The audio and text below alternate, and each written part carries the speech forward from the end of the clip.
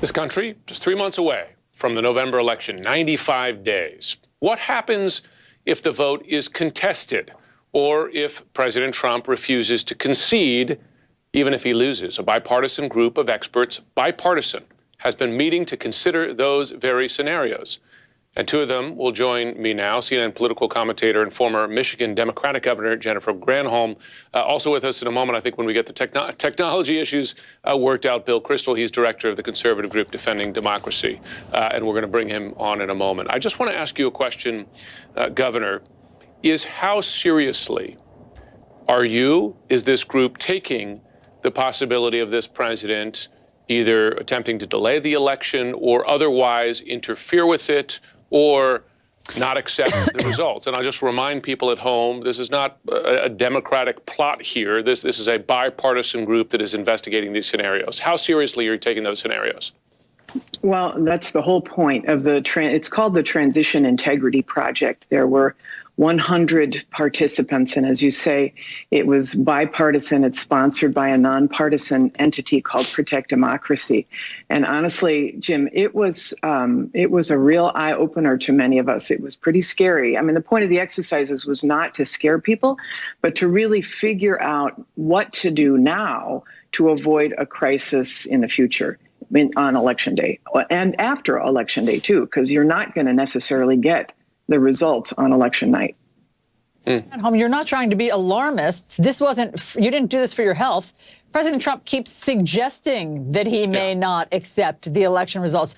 You have to play this out, game this out, because he keeps saying it. I mean, this is like the kind of war games that the Pentagon plays to prepare. And so it was fascinating to hear behind the scenes that you were already trying to figure it out. I think we have Bill Kristol now. Do we? Is Bill with us?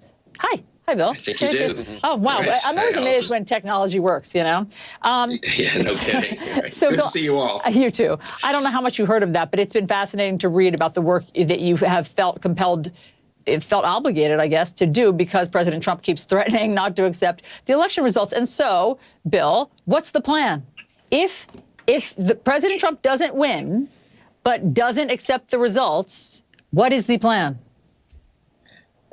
I mean, one thing we learned, I think, from doing this game is President Trump will be President Trump. It's not, and he unfortunately has more compliant leaders in the executive branch than he did a year or 2 or 3 years ago. Why didn't the Ukraine plot work? Because an awful lot of people didn't go along with him. And so a lot of those people are gone. But one thing really that was striking is Republican leaders at the federal level and the state level really matter. President Trump can try to say they're stealing the election in Florida, the late vote that's coming in is illegitimate.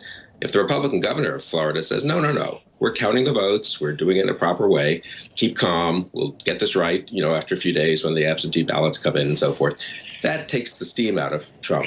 If Mitch McConnell says, as he did yesterday, look, we have a process here. We may not know the results on election night, but if it's close, but let the states go and do their business. If in Jennifer's state of Michigan, Trump attacks Gretchen Whitmer, which I'm sure he will, the Democratic governor, but the Republican leaders of the legislature say, no, we in Michigan know how to count votes and let us do our thing.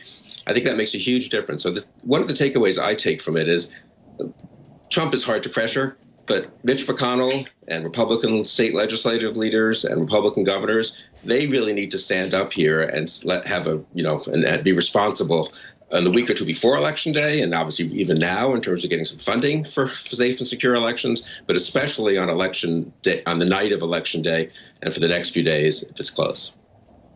Can I just say, Allison, please, Jennifer. I just quickly, as a governor, and there were a couple of governors who participated in this, the point of this exercise is that Trump has got a huge amount of power at his disposal. He's got the military, he's got the Secretary of State, he's got compliant Republicans. Hopefully they can be persuaded. But remember, elections are run by the states, and governors and secretaries of state in every single state right now should be doing doing one of these tabletop exercises to game out the worst case scenarios. What if Trump foments right-wing provocateurs and then sends out the military to put out the fire he created? What if he seizes the ballot boxes? What's the strategy to de-escalate protests? What do state elections officials do now to give the public the assurance that vote by mail is safe and doesn't inspire fraud? Yeah. What do state elections officials do now if he defunds the post office, for example?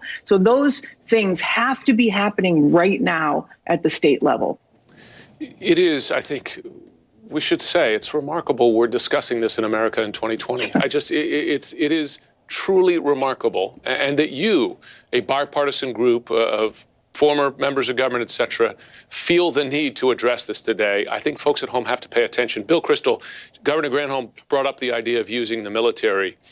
Now, we saw with protests following George Floyd, the president tried to use active military. The Pentagon refused, but the president, in effect, got what he wanted. He searched around, found a pliant member of the executive branch and the DHS acting secretary, and then deployed military-like forces in Portland and threatened to do so elsewhere.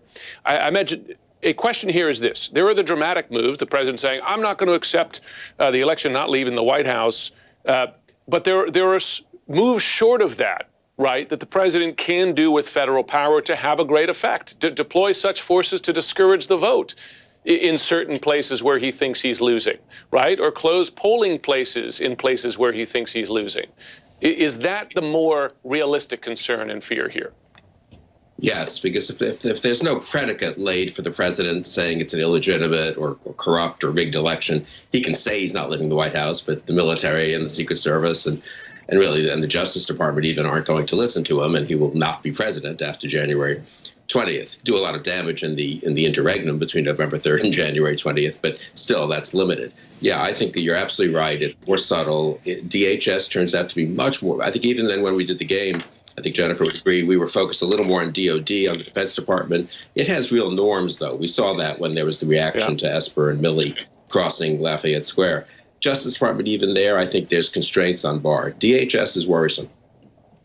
Really interesting. We hope that you will do that game again, and should, now that things have changed a little bit, and share the findings with us. Governor Granholm, Bill Kristol, great to see both of you. Thanks for all of that information. Thanks so much. Thanks, Alice. Yeah. British